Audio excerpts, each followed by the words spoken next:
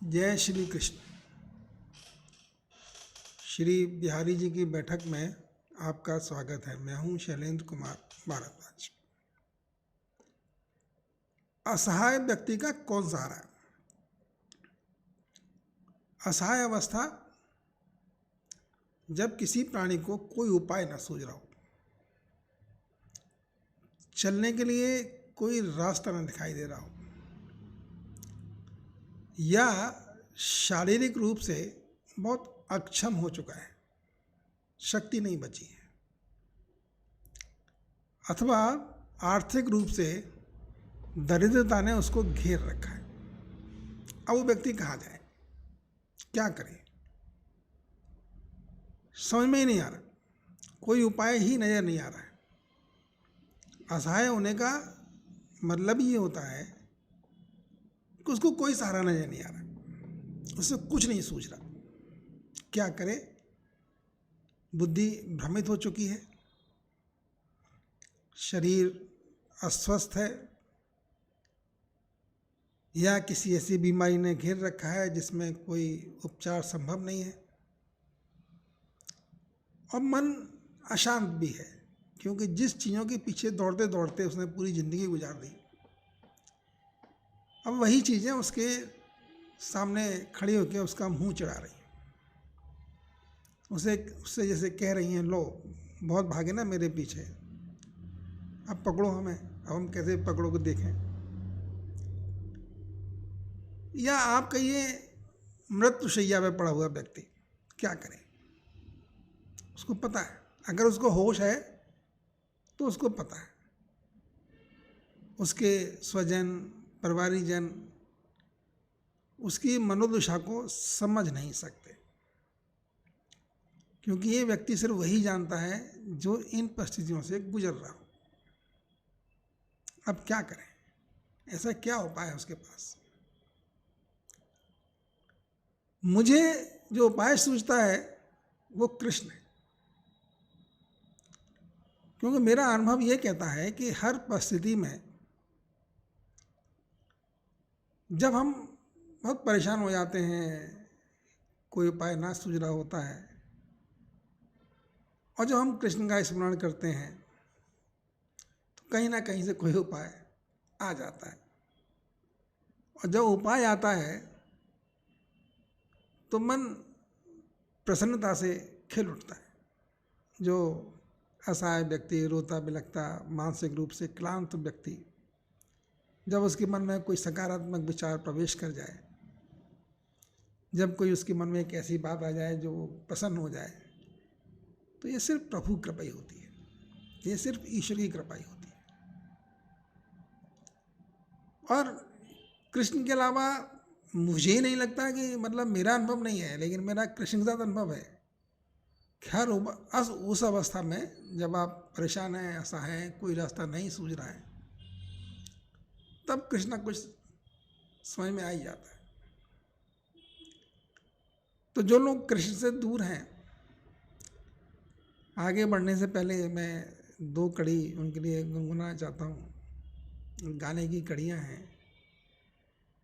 हजूर आते आते बहुत देर कर दी, हजूर आते आते बहुत देर कर दी। प्रभु की शरण में आ जाइए, देर न करिए। देर करेंगे तो अपना ही नुकसान उठाएंगे। हम श्री कृष्ण की चर्चा अपने श्री कृष्ण को खुश करने के लिए नहीं कर रहे हैं। श्री कृष्ण को हमसे क्या चाहिए, श्री कृष्ण हमसे क्या ले सकते हैं, या हम श्री कृष्ण को क्या दे सकते हैं। हम अगर श्री कृष्ण का चिंतन कर रहे हैं, चर्चा कर रहे हैं, अपने हित के लिए कर रहे हैं, हमारा भला इससे होने वाला है। अब कल जब हम चर्चा कर रहे थे तो हमने भगवान श्री कृष्ण की जो प्रारंभिक 3 लीलाएं थीं उनकी चर्चा की,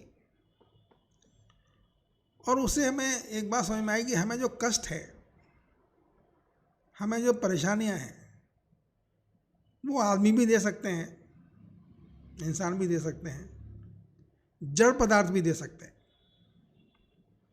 और प्राकृतिक आपदा भी दे सकते हैं। हमारे ऊपर कोई भी कष्ट, कोई भी दुख इन तीनों से आ सकता है।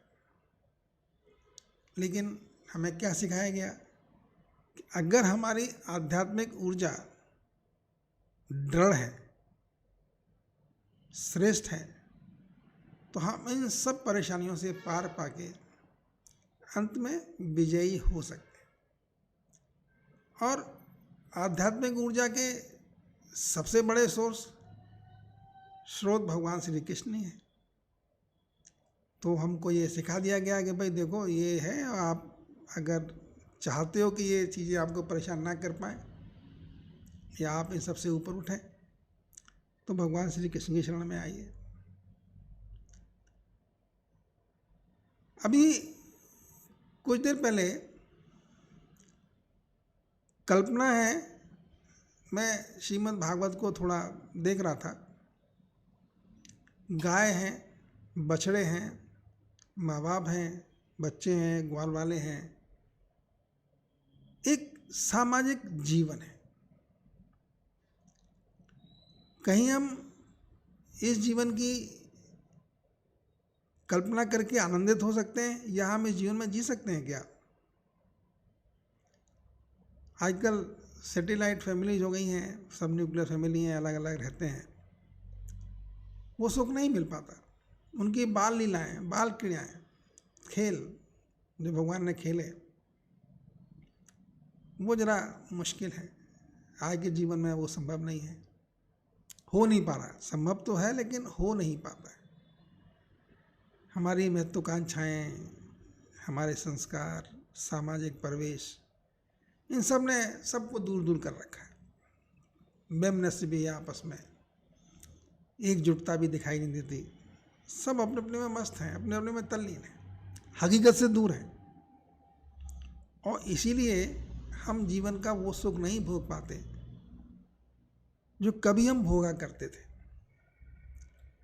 और सही कहूँ तो चाहे आज हो, चाहे 100 साल पहले हो, आदमी अपने कर्मों से ही सुखी और दुखी होता है।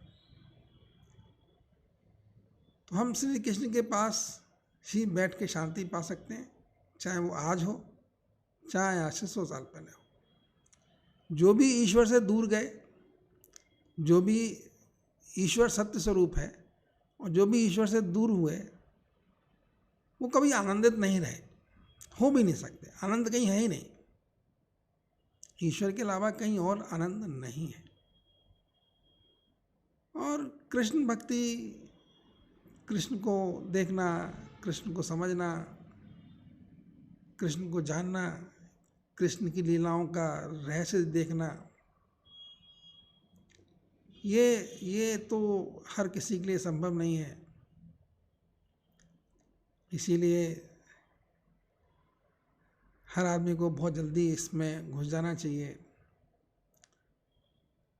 अभी जब हम कृष्ण भक्ति की बात करते हैं, कृष्ण की कृपा से बहुत कुछ प्राप्त होता है, और ये सब देखिए बहुत आनंददायी चीज़ें हैं। मुश्किल भी हैं लेकिन आनंददायी भी है। क्योंकि जैसे मैंने कहा, अंत तो सबका एक सा ही है, अंत में तो बात करने की मतलब ही नहीं है। लेकिन हम आज कैसे रह रहे हैं? अभी एक ध्यान अवस्था होती है, इसको तुरीय अवस्था भी बोला करते हैं। तुरीय अवस्था है, बहुत मुश्किल से प्राप्त होती है, लेकिन कभी कभी मुझे उस तुरीय अवस्था का आभास हो जाता है, तो मैं उसका आनंद ले लेता हूँ। तुरीय अवस्था का मतलब है कि आप हर समय कॉन्शियस हैं, नींद नहीं है, आपके पास निद्रा नहीं है, आप कॉन्शियस हैं, सब कुछ देख भी रहे हैं, फिर भी कुछ नहीं देख रहे, जागृत हैं, फिर भी लगता है कि आप सो रहे हैं। और मन, बुद्धि, शरीर सब थोड़े शांत हुए पड़े हैं। आप अपनी सांसों को अंदर जाते हुए देख रहे हैं, कितना मज़ेदार सीन है। कहीं कोई चिंता नहीं है, कहीं कोई दुख नहीं है, कहीं किसी तरह की घबराहट नहीं है। शरीर, मन, बुद्धि सब शांत हैं। और तब आप देख रहे हैं सांसें अंदर जा रही हैं, सांसें बाहर आ रही हैं। आप सोचने लगते हैं कि कितनी महत्वपूर्ण है ये सांसों का आवागमन। जिस क्षण, जिस पल ये सांसों का आवागमन रुक जाएगा, उस दिन हमारा जीवन खत्म हो जाएगा। और सांसें हमको कुछ लेने के लिए हमें कुछ देना नहीं पड़ रहा, कोई एफर्ट नहीं करना पड़ रहा। सांसें अंदर जा रही हैं और सांसें बाहर आ रही हैं। इसके लिए मैं क्या करता हूँ? कोई कुछ नहीं कर रहा है, प्रकृति कर रही है, ईश्वर कर रहा है। हम कभी देख ही नहीं पाते। अब ये इतना आनंददायी अवस्था थी जब मैं इस अवस्था में बैठा था, बहुत देर तक चुपचाप बैठा रहा और उन सांसों को देखते देखते मुझे सब समझ में आया कि यार हम लोग, कोई भी आदमी परेशान क्यों रहता है। मैं हूँ परेशान, मैं जानता हूँ परेशानी क्या होती है, परेशान मैं भी रहता हूँ। लेकिन जब आप उस अवस्था में होते हैं, जब आप प्रकृति के पास होते हैं, सांसों को देखने का मतलब है आप प्रकृति के पास हैं, आप प्रकृति की प्रेजेंस को अनुभव कर रहे हैं। आप देख रहे हैं कि प्रकृति हमारे लिए क्या कर रही है। ये सांसें कहाँ, कैसे मिलेंगी आपको? कहीं मिल सकती हैं? नहीं मिल सकती। ये सांसों का जो आवागमन आपको मुक्त में मिल रहा है, और जिसको आप देखते भी नहीं है। कभी देखिए, पूरे ज्ञान चक्षु खुल जाएंगे, प्रकृति दिखाई देने लगेगी, अपने अस्तित्व का बोध होने लगेगा। मैं हूँ, कितना महत्वपूर्ण हूँ, ये समझ में आने लगेगा। और ये तब समझ में आएगा जब प्रभु कृपा पर होगी, जब प्रभु की माया के बंधन थोड़े से शिथिल हो जाएंगे, जब ईश्वर अपनी वो माया शक्ति, जो प्रकृति की माया शक्ति है, जो आपको दिग्भ्रमित करके रखती है, हर समय आप भ्रमित हैं। और जब हम ठीक हैं तो हम महसूस नहीं कर पाते कि हम परेशान कैसे होते हैं। तो ये तो प्रकृति का सिस्टम है। लेकिन मैं यही कह सकता हूँ कि सनातन धर्म की गहराइयों में जितने हम घुसते जाते हैं, जितने हम चीज़ों को समझते जाते हैं, जितने हमारे ज्ञान के चक्षु खुलते जाते हैं, उतना ही हम आनंदित होते रहते हैं। और इस आनंदित अवस्था को प्राप्त करने के लिए हमें कुछ नहीं करना ही नहीं होता। ये हमको फ्री में मिलती है, बिना किसी पुरुषार्थ के मिलती है, बस प्रभु कृपा से मिलती है। इसके लिए कुछ करने की जरूरत ही नहीं है, बस प्रभु कृपा मिल जाए आपको, ईश्वर का आशीर्वाद आपको मिल जाए, तो फिर आप इस आनंद की अनुभूति कर पाएंगे। क्योंकि एकदम निरोगी काया, स्वस्थ शरीर, प्रसन्न मन, सांसों में कोई भारीपन नहीं, शरीर में शिथिलता, नर्व सिस्टम पूरा शांत,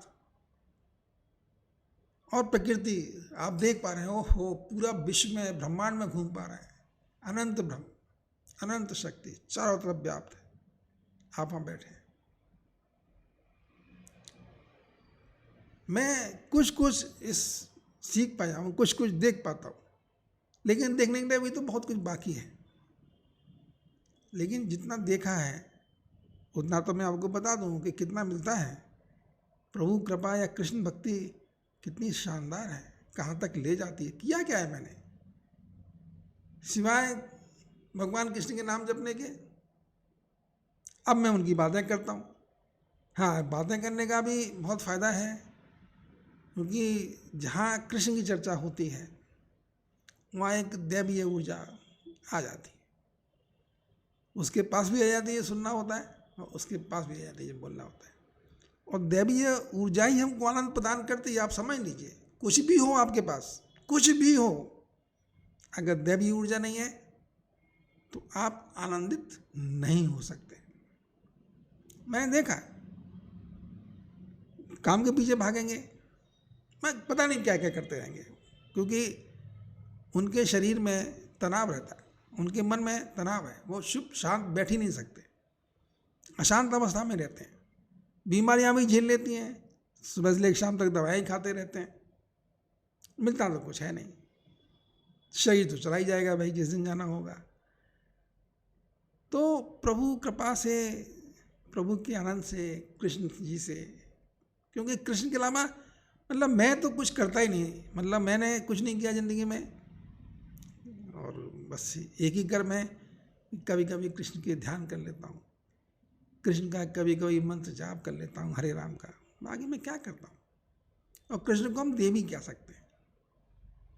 लेकिन हम जानते हैं कि कृष्ण की चर्चा करके हमको ऊर्जा प्राप्त होती है। जो हमने शुरू में ही कहा था कि जितने संकट आते हैं, अगर हमारी आध्यात्मिक ऊर्जा अच्छी है, दृढ़ है, तो हम सब संकटों से विजयी हो जाते हैं। क्योंकि अल्टीमेटली ये प्रकृति है, भगवान है, कृष्ण है, ईश्वर है, जो भी आप नाम देते रहिए, जो हमारे सुख और दुख का ख्याल रखती है। हम शांत भाव से कर्म करते रहें और बहुत ज़्यादा निरर्थक चिंतन ना करें। ये प्रभु कृपा से हमको जब प्राप्त हो जाता है तो वो ही आनंद स्वरूप है, यही आनंद का वास्तविक स्वरूप है। चलिए सर जी, फिर मिलेंगे कल।